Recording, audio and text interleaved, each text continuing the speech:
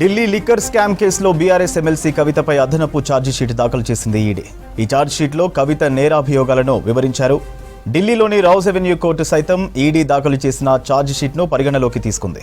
దీంతో జూన్ 3న కవితను కోర్టులో హాజరుపరచనున్నారు అధికారులు. మరోవైపు ఛార్జిషీట్లోని నిందితులందరూ కోర్టుకు రావాలంటూ ఆదేశాలు జారీ చేశారు జడ్జి. కవితపై ఈడీ దాఖలు చేసిన ఛార్జిషీట్ను కోర్టు పరిగణలోకి తీసుకోవడంపై డీటెయిల్స్ మదార్ లైవ్లో అందిస్తారు. మదార్, డీటెయిల్స్ ఏంటి?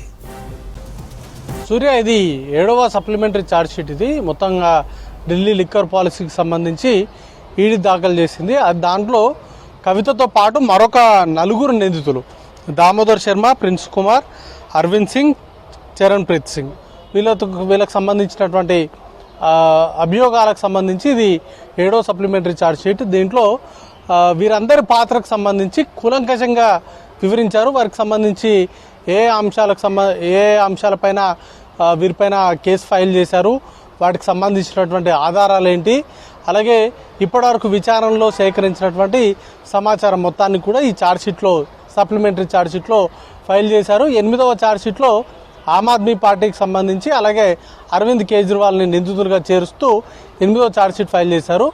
7వ ఛార్జ్షీట్లో మొత్తం ఈ కవితతో సహా మరొక 4 నిందితుల పైన ఛార్జ్షీట్ ఈడీ దాఖలు చేసింది.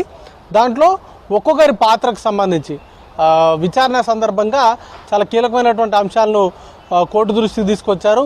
దాంట్లో కవిత పాత్రతో పాటు మిగతా 4 నిందితులకు సంబంధించి ఈ కేసులో ఎలా ఇన్వాల్వ్ అయ్యారు, వారికి సంబంధించి ఏ అంశాల బేస్ చేసుకొని వారిపైన కేసు చేశారు అనే దానిపైన వివరించారు. దాంట్లో భాగంగా విచారణ సందర్భంగా, ట్రయల్ కోర్టు ముందు విచారణ సందర్భంగా ప్రిన్స్ కుమార్తో పాటు మిగతా 4 నిందితులకు సంబంధించిన వివరాలను కోర్టు ముందు ఉంచారు. దాంట్లో ప్రిన్స్ కుమార్కు సంబంధించి ఆయన చారియట్ మీడియా సంస్థలో ఉద్యోగంగా పనిచేశారు.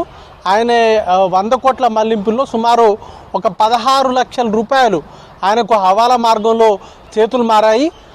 దానికి సంబంధించి 3 కరెన్సీ నోట్లను ఉపయోగించారు. కాంతిలాల్ అనేటువంటి హవాలా డీలర్ ద్వారా ఆయనకు డబ్బులు అనేది కూడా చేరాయి అనేది ప్రధానంగా ఈడీ మోపినటువంటి ఆరోపణ. వాటితో పాటు మిగతా అరవింద్ సింగ్ కావచ్చు, చరణ్ ప్రీత్ కావచ్చు, ప్రిన్స్ కుమార్, దామోదర్ సింగ్, వీటికి సంబంధించిన హవాలా ట్రాన్సాక్షన్స్లో వాళ్ళు కీలకంగా వ్యవహరించారు అనేది ఈడీ మోపినటువంటి అభియోగం. ఇక కవితకు సంబంధించినటువంటి పాత్రలో ఈ ఎంటైర్ వ్యవహారంలో ఢిల్లీ లిక్కర్ పాలసీ రూపకల్పనకు సంబంధించి కవిత కింగ్ పిన్గా ఉన్నారు. సౌత్ గ్రూప్ని కవిత లీడ్ చేశారు. ఆమె సూచనల మేరకే ఇందులో పెట్టుబడి పెట్టినట్లుగా గతంలో అప్రూవర్స్గా మారుతూ శరత్ చంద్రారెడ్డి కావచ్చు, మాగుంట రాఘవ, అలాగే ఆయన కంపెనీలో పనిచేసేటువంటి గోపి మారన్లు, అలాగే మాగుంట రాఘవ తండ్రి మాగుంట శ్రీనివాస్ రెడ్డిలు ఇచ్చినటువంటి స్టేట్మెంట్లకు సంబంధించినటువంటి వివరాలను ఇందులో పొందుపరచడంతో పాటు కవిత ఏదైతే డిస్ట్రాయ్ చేసింది అనేటువంటి ఆరోపణలు చేసిందో వాటికి సంబంధించినటువంటి ఎవిడెన్స్ను కూడా ఈ ఛార్జ్షీట్లో పొందుపరిచారు. వాటికి సంబంధించినటువంటి అన్ని వివరాలను కూడా ఎంక్వైరీలో తేలినటువంటి అంశాలు, అలాగే అరెస్ట్ చేసిన తర్వాత కవిత దగ్గర నుంచి వచ్చినటువంటి సమాధానాలను అన్నింటినీ కూడా క్రోడీకరించి ఈ ఛార్జ్షీట్లో పేర్కొన్నట్లుగా మనకు సమాచారం ఉంది. అయితే ఈ సమాచారము 3వ తారీఖున బయటకు వస్తుంది. 3వ తారీఖున వీళ్ళందరూ కూడా ఎవరైతే ఈ ఛార్జ్షీట్లో ఏ 5 నిందితులు ఉన్నారో వారందరూ కూడా కోర్టు ముందుకు హాజరు కావాల్సి ఉంటుంది. దానికి ఇప్పటికే సమన్లు అనేది కూడా ఇష్యూ చేశారు. 3వ తారీఖున కవితతో పాటు మరొక 4 నిందితులు కూడా కోర్టు ముందు హాజరు కావాల్సి ఉంటుంది.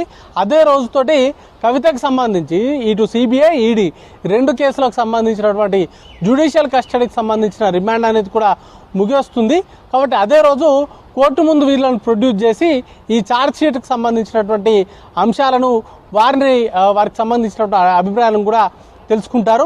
మొత్తంగా అయితే ఈ రోజుతోటి ఈడీ దాఖలు చేసినటువంటి ఛార్జ్షీట్కి సంబంధించి దాన్ని కోర్టు కాగ్నిజెన్స్లోకి తీసుకుంది. కోర్టు కాగ్నిజెన్స్లోకి తీసుకున్న తర్వాతే ఈ ఛార్జ్షీట్ అనేది కూడా పబ్లిక్ డొమైన్లోకి వస్తుంది.